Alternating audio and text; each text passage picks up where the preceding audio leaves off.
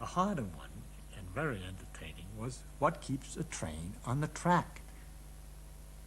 And of course the answer is, as everyone thinks, the flanges on the wheels. You know, the wheels have some kind of flange on them. But that's not the answer. Those flanges are just safety devices. If the flanges rub against the tracks, you hear a terrible squealing. They're just in case the real mechanism doesn't work. There's another problem with trains that's connected to it.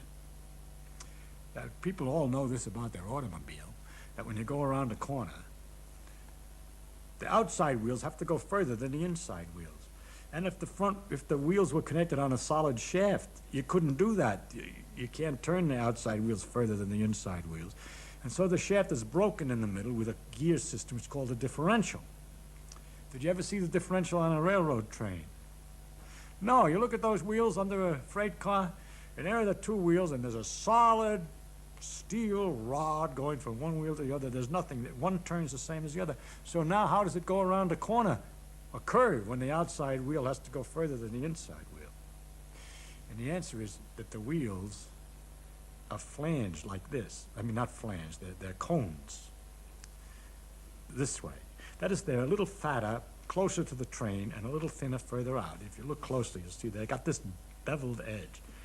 And it's all very simple. When they go around a curve, they slide out on the track a bit so that this wheel travels on a fatter part, a bigger diameter, and this on a smaller diameter. So when they both turn one turn, this swings further than the other. And that's what keeps it on the track also the same way. Suppose a train's running along on this thing, on the track, and the track's here and here, and the two wheels are exactly balanced, and it's nice and even. Suppose accidentally it gets a bump or something and slides out this way. Then this wheel is on a bigger circumference than this one, but they're on a solid shaft.